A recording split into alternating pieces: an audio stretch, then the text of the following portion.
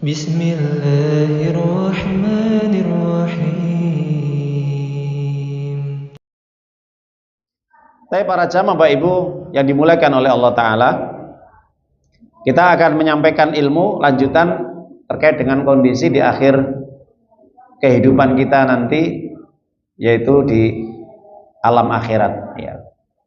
Setelah manusia melalui proses ketika mereka dibangkitkan dari alam kubur, kemudian mereka dikumpulkan di padang mahsyar, mereka akan melalui yang dinamakan hisab perhitungan ya. Semua manusia, baik orang kafir, orang mukmin, itu akan melalui proses hisab. Itu pendapat yang lebih kuat. Meskipun ada pendapat orang kafir nggak dihisab, apa yang mau dihisab? Ya nggak ada masalah, itu perbedaan pendapat saja, khilafiyah. Tapi pendapat yang rajih, yang sesuai dengan nas-nas Al-Quran dan hadis Nabi, semua manusia akan dihisab. Intinya adalah untuk menampakkan amalan-amalan yang dikerjakan oleh manusia, baik keburukan ataupun kebaikan, itu akan diperhitungkan oleh Allah sekecil apapun. Makanya tadi kalau kita mendengarkan apa yang telah dibacakan oleh imam di dalam sholat tadi, itu mengingatkan kita bahwa semua manusia tidak terlepas daripada perhitungan Allah. Yang namanya amalan yang dikerjakan nanti sekecil apapun kebaikan akan diperhitungkan, akan ditampakkan. Sebaliknya, keburukan sekecil apapun akan diperhitungkan dan ditampakkan. Faman ya'mal mithqala dzarratin khairan yara wa man ya'mal mithqala dzarratin syarran yara. Ya. Jadi dalam surat Al-Zalzalah ayat yang terakhir itu. Jadi para jamaah Bapak Ibu yang dimuliakan oleh Allah Ta'ala, Syekhul Islam Ibnu Taimiyah menyatakan bahwa hisab itu maknanya adalah perhitungan yang nanti pada hari kiamat, yaitu untuk menampakkan seluruh amal yang dikerjakan oleh manusia, baik itu keburukannya maupun kebaikannya, agar nanti Allah akan memberikan keadilan di antara manusia. Itu namanya hisab ya. Jadi tujuannya hisab adalah apa? Intinya adalah untuk menegakkan keadilan seadil-adilnya. Mungkin kalau di dunia oke lah, silakan mereka yang mendolimi manusia ya, merasa tenang hidupnya, merasa nyaman, aman, bahkan tidak tersentuh hukum, bisa bebas ya, lenggang sana lenggang sini, karena dia punya apa? Fulus, punya jabatan, kekuasaan atau yang lain. Tapi ingat, nanti orang-orang seperti itu di hari kiamat tidak akan bisa lepas dari jerat hukum Allah, karena disitulah adanya hisab, yang dimana Allah akan betul-betul menetapkan keadilan sesuai dengan apa yang sudah dilakukan oleh manusia tadi ya. Maka para jamaah Bapak Ibu yang dimuliakan oleh Allah Ta'ala, banyak ayatnya tentang hisab ya. Di antaranya kalau kita membaca Al-Quran surat Al-Baqarah 284 ya, Allah Ta'ala nyatakan lillahi ma fis samawati wa ma fil ard wa in tubdu ma fi anfusikum aw tukhfu yuhasibukum bihillah fayaghfiru liman yasha wa yu'adzibu liman yasha wallahu ala kulli syai'in qadir. Hanya milik Allah sajalah apa yang ada di langit dan apa yang ada di bumi. Jadi semua yang ada di langit, 7 lapis langit ya, dan juga bumi dan semua alam semesta ini, itu semua milik Allah. Jadi salah kalau ada orang mengatakan ini milik saya, sebenarnya intinya itu milik Allah. Pada hakikatnya adalah milik Allah. Cuman kita dipinjamin oleh Allah, diambili sementara untuk dipakai ya, untuk yang baik atau yang buruk. Baik.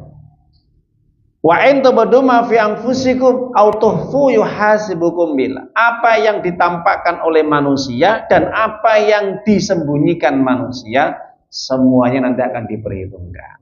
Ini kata yuhasibukum billah, hasaba yuhasibu. Makanya dinamakan ilmu hisab itu ilmu matematika, ilmu perhitungan. Nah, itu namanya hisab ya.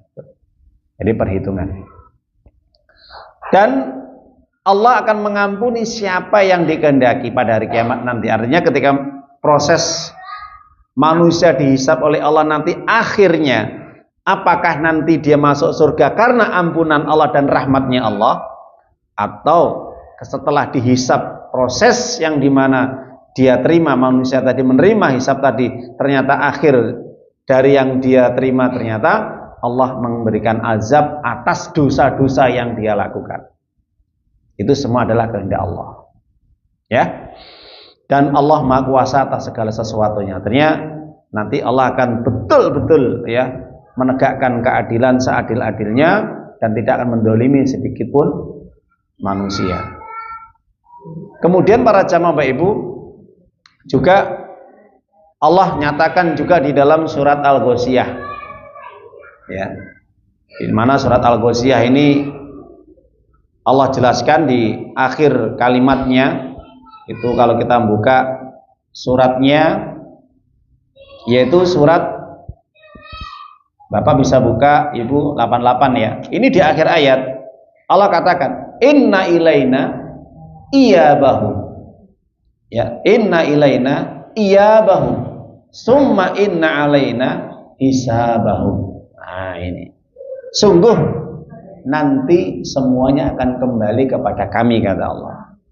Semuanya akan dikembalikan kepada Allah, ya, kita akan kembali kepada Allah.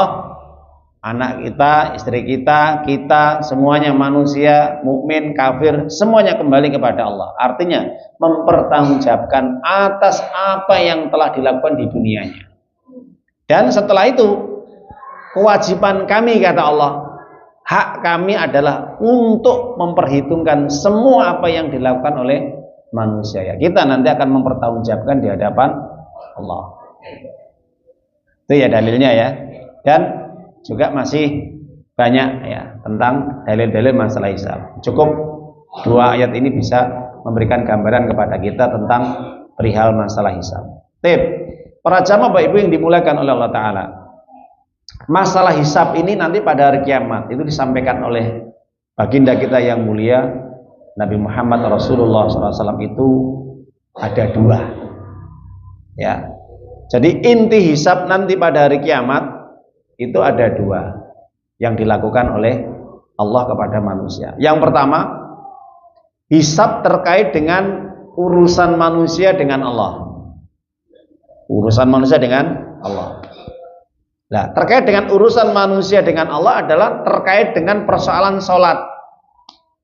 Persoalan sholat.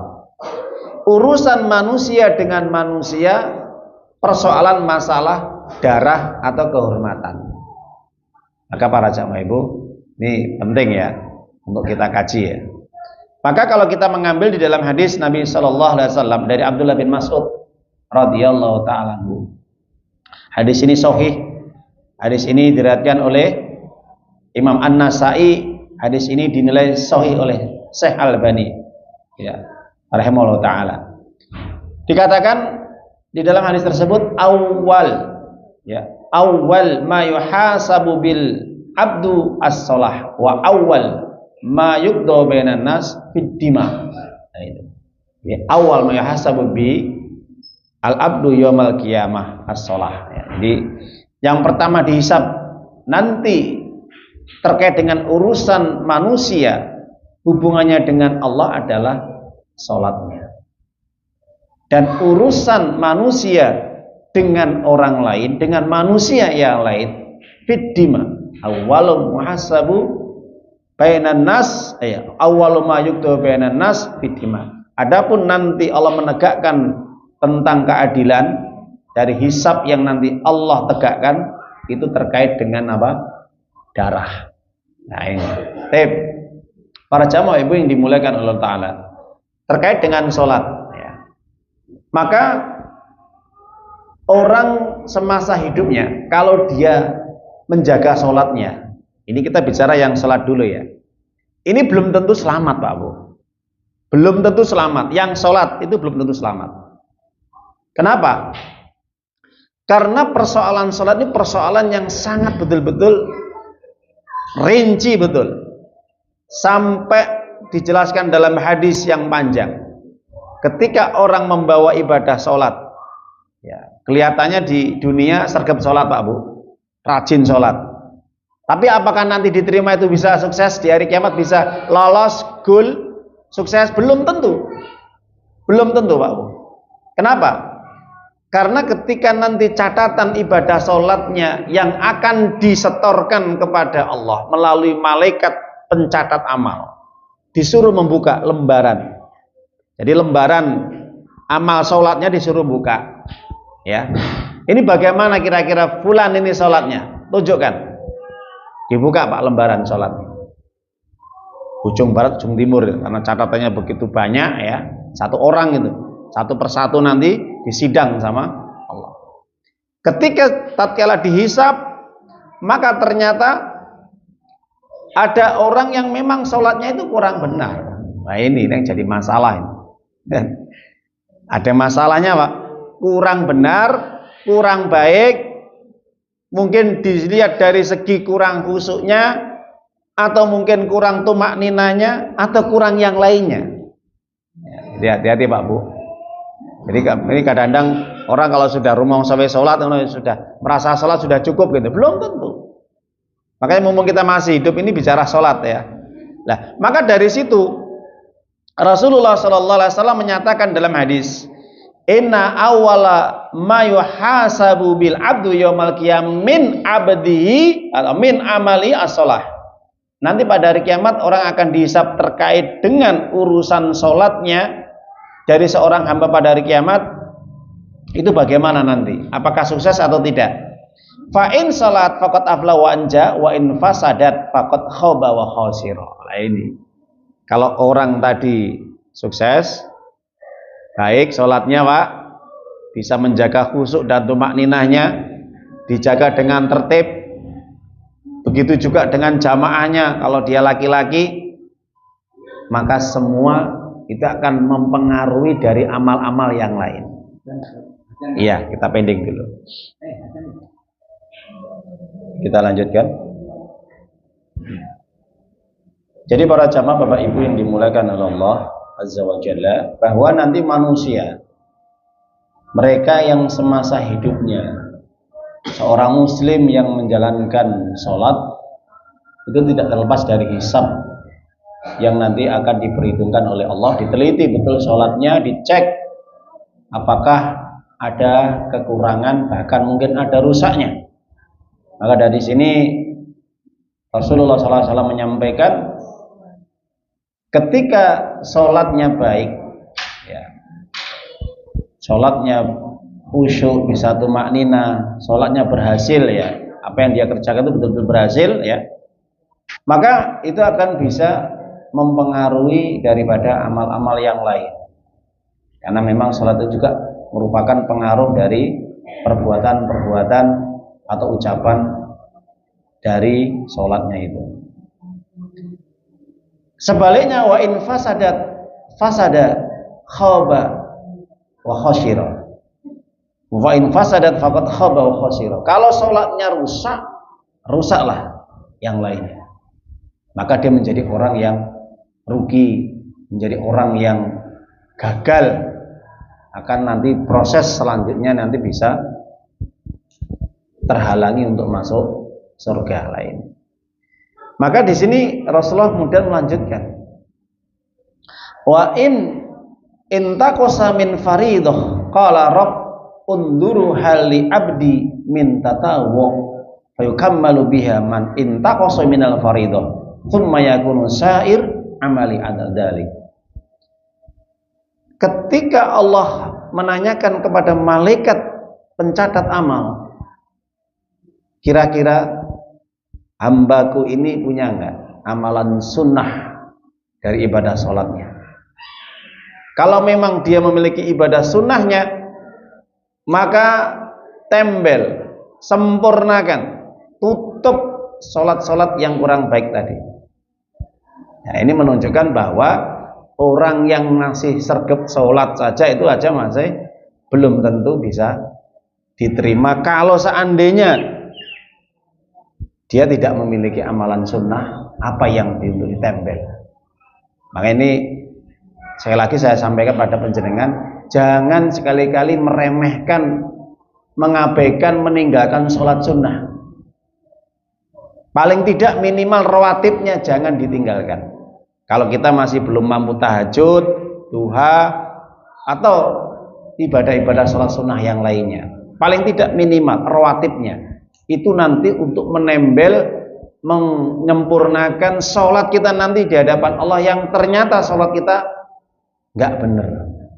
Ya, mungkin karena tidak sempurna, karena kurang khusyuk atau kurang tumakninah, atau mungkin ada penghalang-penghalang yang lain karena rusak sholat kita, karena riya, sum'ah, sombong, atau karena mungkin kita sering meninggalkan sholat jamaah karena bukan urusan-urusan yang syar'i, meremehkan jamaahnya. Itu berpengaruh sebenarnya, berpengaruh dalam sholat kita, Pak. Saya setuju. Ya. Nah, maka kalau kita punya sholat sunnah, paling tidak itu bisa nanti melengkapi ataupun menutup sholat kita yang mungkin kurang benar di hadapan Allah. Nah, itu. Nah, jadi pengaruh-pengaruh rusaknya sholat yang dilakukan oleh seseorang hamba tadi ya, itu memang banyak faktor ya. Karena mungkin pengaruh dari hati yang mungkin kurang benar, karena riya, niat yang kurang baik ya, atau karena ada ujub, karena ada sombong, pamer dan yang lain, atau mungkin karena kita sering ya menyanyiakan sholat dengan kita mengakhir-akhirkan waktunya, mepet-mepet sehingga hampir habis waktunya, atau kita mungkin sering meninggalkan sholat jamaah juga. Nah, ini pengaruh juga sebenarnya. Nah, jadi para jamaah Bapak Ibu yang dimuliakan oleh Allah, ketika orang nanti dihisab dari sholatnya, maka setelah itulah Rasulullah menyampaikan juga, Allah mengatakan kepada malaikat yang wajib-wajib itu ditempel dengan sunnah-sunnahnya juga ya, puasa sunnah, sedekah sunnah, itu untuk menempel amalan-amalan wajib. Mungkin puasa wajibnya kurang benar, atau mungkin tercoreng, ternodai dengan dosa. Nah itu dia punya nggak puasa sunnah, sama terus seperti itu terus. Jadi setiap amalan wajib yang dilakukan oleh seorang hamba nanti pada hari kiamat, itu akan dilihat apakah dia punya amalan sunnah tidak. Kalau punya, tempel. Nggak punya, ya sudah. Itu yang dia dapatkan nanti. Ya, apakah dia nanti celaka atau tidak? Nah, nanti ada penjelasan berikutnya. Nanti akan ditimbang, diteliti lagi, ya toh. Kemudian catatannya seperti apa, dihubungkan dengan amalan-amalan yang lainnya. Nah, itu akan menentukan juga. Para jamaah Bapak Ibu yang dimuliakan oleh Allah Subhanahu wa taala. Maka orang yang masih mengerjakan sholat saja belum tentu bisa lolos ujian Allah. Nah, sekarang jadi pertanyaan, bagaimana mereka yang tidak sholat? Apa yang mau diperhitungkan? Lah, ini menunjukkan tetap mereka dihisab meskipun mereka tidak punya amalan sholat. Ya. Maka kalau orang yang dia tidak memiliki amalan sholat, ketika nanti ditanya, diperhitungkan ternyata dia kosong momplong, atau dulu mungkin ya bisa jadi dia tidak sholat, dulunya sholat tapi pensiun. Dulu sholat, setelah itu apa? Pensiun. Ada nggak? Yang dulu sergap sholat, kemudian setelah dia sakit sampai dia meninggal dunia, dia pensiun. Nanti berhenti dari sholatnya. Atau mungkin dia pernah sholat, kemudian berhenti sholatnya. Nah, orang-orang yang seperti ini ditentukan dengan akhir kehidupannya. Jadi yang dulu ya sudah tidak bermanfaat. Kenapa tidak bermanfaat? Karena Allah menentukan akhir kehidupan manusia seperti apa. Innamal malu bil khawatim. Amal yang menentukan adalah ketika akhir kehidupannya. Itu nanti, Pak. Hati-hati, Pak. Jadi kadang orang anggapan, oh dulu saya pernah sholat kok, sekarang saya nggak sholat karena apa? Karena repot, karena sakit, karena tua, karena ini dan itu. Bisa, hati-hati lagi. Yang menentukan bahwa seseorang nanti itu akan betul-betul selamat atau tidaknya, itu juga nanti terkait dengan akhir kehidupannya, dia sedang apa. Sholatnya masih dipertahankan sampai dia mati atau tidak. Nah ini penting. Nah bagaimana orang ketika hidup dia tidak membawa amalan sholat, atau mungkin dia tidak pernah sholat, atau pernah sholat tadi saya katakan pensiun, ya ini. Maka sebagian ulama mengatakan orang yang seperti ini jatah yang dia terima adalah neraka sakor. Tetap proses hisab dia terima. Setelah Allah menampakkan amalannya, ini loh kamu sholatnya banyak bolong-bolongnya, ini loh kamu ternyata sholatnya berhenti sampai di tengah perjalanan, tidak sampai tuntas, sampai selesai, sampai kamu meninggal dunia. Ya sudah, apa kata Allah? Persiapkan neraka sakor. Anil mujrimin ma salakakum fi sakor qalu lam naku minal musalli. Keadaan orang-orang yang dimana ketika dia menerima hisab ternyata catatan sholatnya kosong, rusak, buruk, jelek, ya, maka orang seperti ini dinyatakan orang-orang mujrimun. Apa mujrimun? Orang yang melakukan perbuatan dosa besar di hadapan Allah, bahkan dosanya lebih besar daripada apa? Membunuh, berzina, mencuri, merampok, makan riba dan yang lainnya. Karena meninggalkan suatu dosa lebih besar daripada perbuatan yang lainnya, dosa-dosa yang lain. Al-kabair itu pendapat yang disampaikan oleh Ibnu Qayyim al-Jauziyah dan ulama-ulama yang lain. Jadi para jamaah Bapak Ibu yang dimuliakan oleh Allah Ta'ala, maka ketika orang yang tidak punya amalan sholatnya, ketika dia dihisab oleh Allah, diperhitungkan, diteliti, ya sudah, akhir setelah hisab ya ujung-ujungnya dia masuk neraka sakor. Maka ketika dia masuk neraka sakor, ditanya sama penjaga neraka, apa yang menyebabkan kamu masuk neraka sakor? Kok bisa-bisanya kamu masuk neraka ini? Semuanya menjawab, mereka yang semasa hidupnya meninggalkan sholat. Qalu lam naku minal musallin, kami semasa hidup tidak pernah menjaga sholat dengan baik. Ya, hati-hati Pak Bu. Jadi mereka, terutama ini anak-anak remaja ini ya, yang kena penyakit ya, wahen, kena penyakit meremehkan, cinta dunia, males untuk ibadah sholat. Ini hati-hati, ini peringatan ya, mumpung masih hidup. Anak sampaikan seperti ini ya. Nanti pada hari kiamat mereka yang suka meninggalkan sholat akan memasuki neraka sakor. Masalakakum di sakor, qalu lam naku minal musallin. Jawabannya cukup ya, tegas mereka. Kami semasa hidup tidak pernah sholat atau tidak mau sholat, suka meninggalkan sholat, males untuk sholat, aras-arasan Pak Bu, karena sibuk, repot, ini dan itu, alasan-alasan yang lain. Ya, oke. Maka orang-orang yang sudah tidak punya amalan sholat ini ya sudah, mereka akan semakin cepat dipercepat sama Allah untuk hisabnya dan masuk neraka. Kenapa? Orang yang seperti ini telah mengingkari ayat-ayat Allah. Wa may yakfur bi ayatillahi fa inna sari'ul hisab. Fa innallaha sari'ul hisab. Siapapun yang mengingkari ayat-ayat Allah, maka perhatikanlah, hisab Allah itu sangat cepat. Jadi ayat ini diperuntukkan pada siapa? Kepada mereka yang tidak punya amalan sholat, dipercepat. Percepat kemana? Masuk neraka. Nah, dua amalan mau diapakan? Ya. Beda mereka yang masih sholat, meskipun kadang-kadang sholatnya tadi masih kurang baik. Ini masih selamat Pak Bu. Jelas ya? Nah ini penting sekali. Jadi pertama hisab urusan manusia dengan Allah, sholatnya. Kenapa? Karena terkait dengan ubudiyah, penyembahan.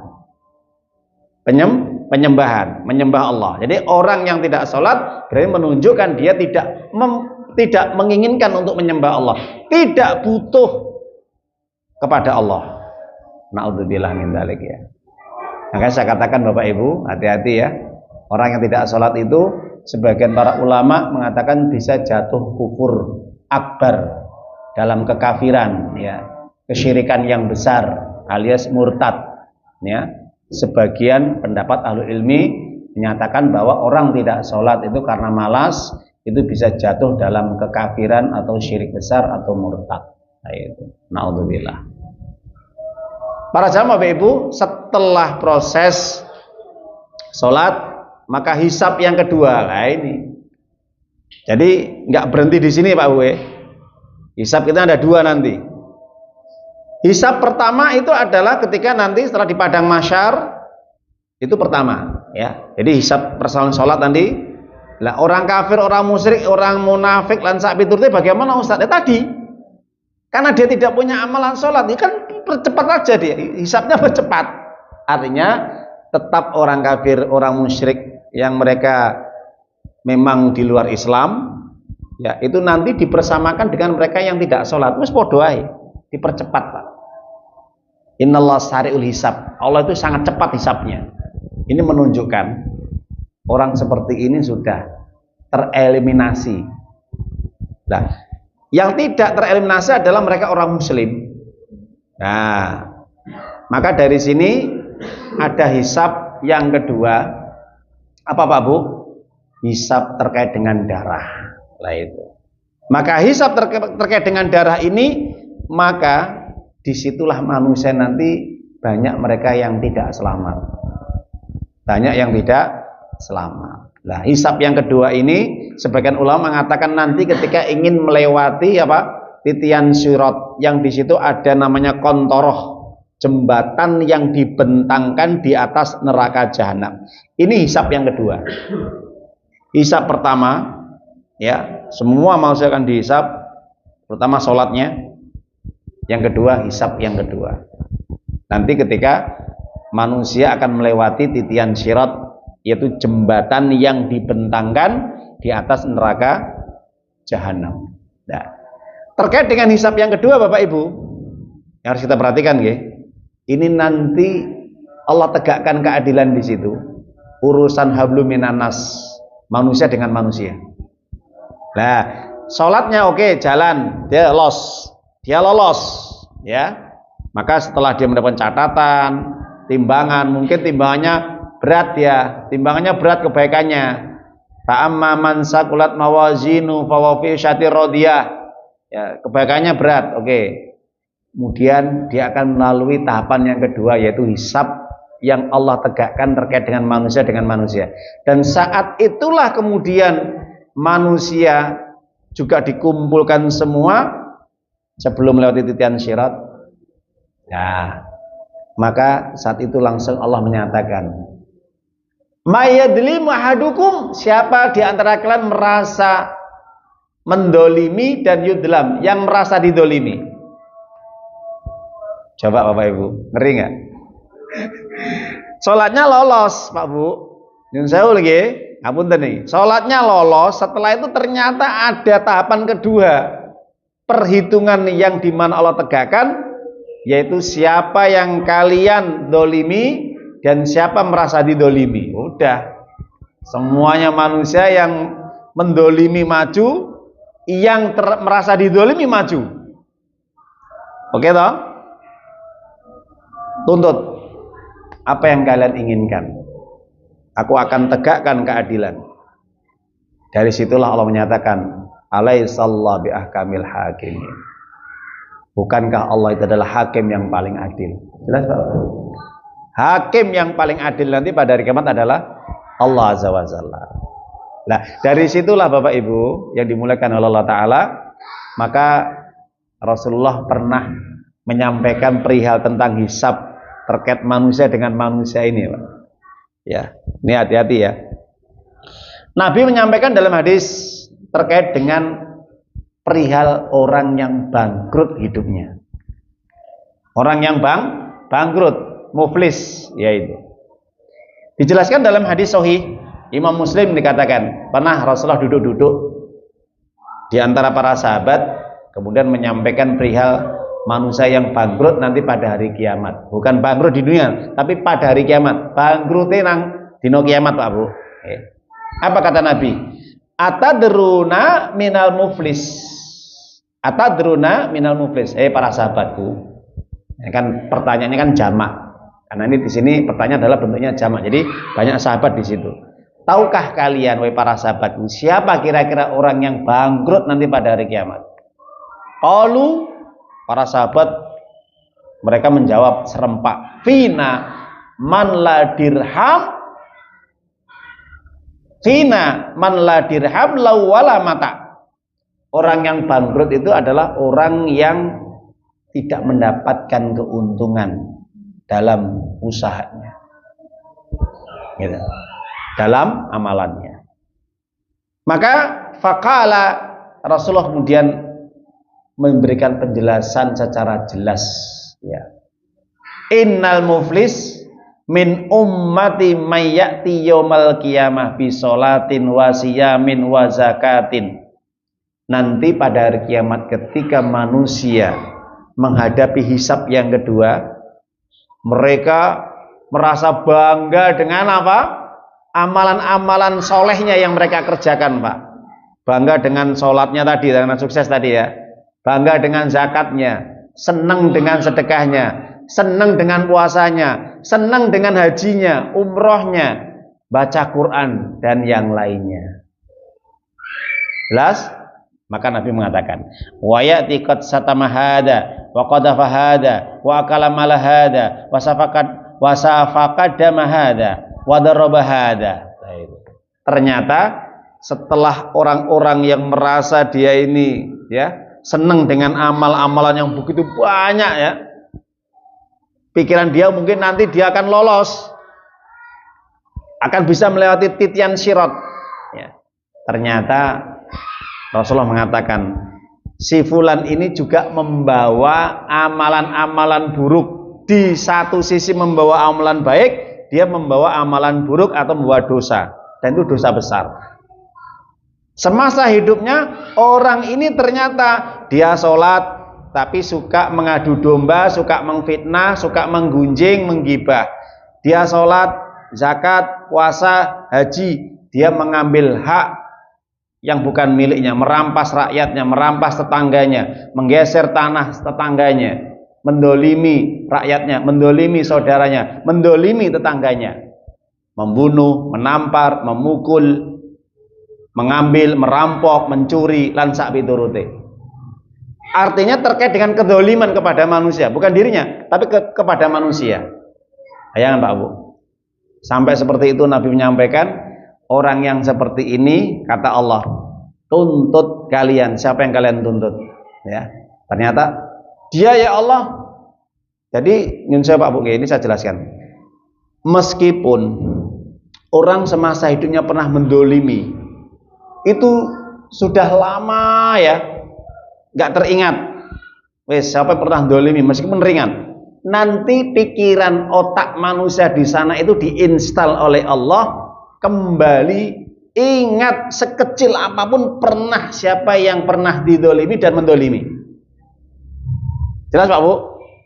Ya, mulai kita balik, akil balik SMP, SMA, kuliah sampai tua, semuanya ingat semua Pak. Subhanallah. Kita pernah dolimi, misalkan teman kita ya tempeleng, kita ludahi, kita olok-olok, atau kita fitnah dan yang lain, itu semua ada, catatannya ada semua. Ngeri nggak Pak? Ya, terkait dengan apapun, utang piutang nggak mau bayar dan sebagainya, itu ada. Makanya harus kita ingat-ingat sebelum nanti kita ingat semuanya di sana.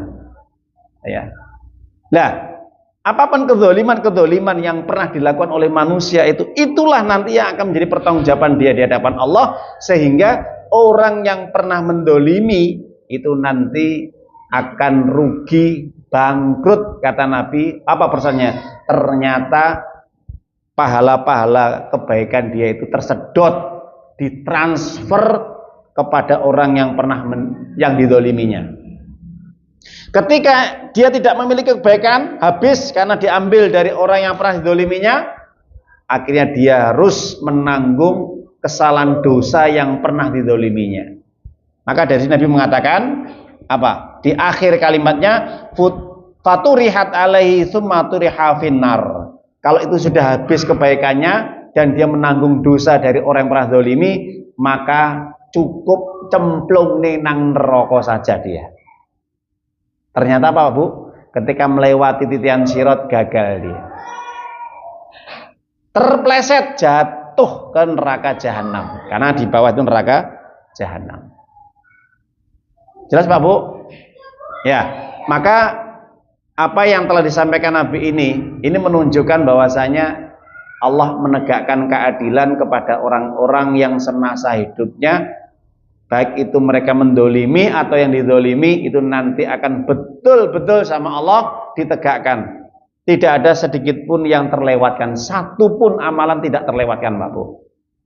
Ya, apapun kejahatan, kemaksiatan, dosa, kedoliman dan yang lain kepada manusia, itu akan Allah tegakkan seadil-adilnya. Makanya kalau sekarang orang bisa lolos dari jerat hukum, ya, kemudian hakim bisa disogok, jaksa bisa disogok, dia punya uang, dia punya kekuasaan, nggak ada masalah di dunia. Nah, dunia itu adalah sesuatu yang menggiurkan, yang melalaikan, melenakan, ya, kebohongan. Maka di sana semuanya tidak akan bisa lepas dari jerat hukum Allah. Makanya kadang-kadang ada toh orang yang merasa terdolimi, dia, saya tuntut penjenengan nanti di akhirat. Oh, ngeri, Pak. Itu kalau sudah ngomong seperti itu, ya, dia tidak akan pernah memaafkan orang tadi. Saya tuntut Anda nanti di akhirat. Itu makanya kalau ada orang-orang terdolimi, ya, difitnah, terjerat hukum, dia nggak salah, difitnah dan yang lain, nah itu bahaya sekali, ya. Ya, para hakim-hakim atau yang lain itu, ya, itu bisa nanti. Nah, jadi para jamaah ibu yang dimuliakan oleh Allah SWT, itulah gambaran bagaimana hisab yang disampaikan oleh Allah dan Rasulnya kepada kita, yang dimana nanti semua akan kita lalui, ya. Kita akan rasakan bagaimana hisab terkait dengan ibadah sholat kita, dan hisab terkait dengan amal keburukan kita atau kebaikan kita, terkait dengan urusan hablum minanas dengan manusia. Maka hendaknya kita senantiasa untuk berhati-hati. Kalau seandainya kita mungkin masih memiliki kesalahan, segera kita minta maaf sebelum nanti tidak ada penghalang antara manusia, ya, ketika mereka menuntut, ya, di hadapan Allah atas kedoliman-kedoliman yang pernah kita kerjakan, ya. Maka segera kita minta maaf, ya, supaya nanti di sana terbebas dari tuntutan. Nah, itu. Wallahu a'lam bishawab. Ini saja kurang lebihnya yang kami sampaikan. Nanti kita akan lanjutkan terkait dengan macam-macam hisab, ya, nanti pada hari kiamat, ya. Jadi masih panjang pembahasan kita. Wallahu a'lam bishawab. Ini saja kurang lebihnya. Kita akhiri majelis ini dengan bacaan hamdalah. Alhamdulillahirabbil alamin. Subhanaka Allahumma wa bihamdika asyhadu an la ilaha illa anta ayyuhalladzina amanu ittaqullaha haqqa tuqatih wa la tamutunna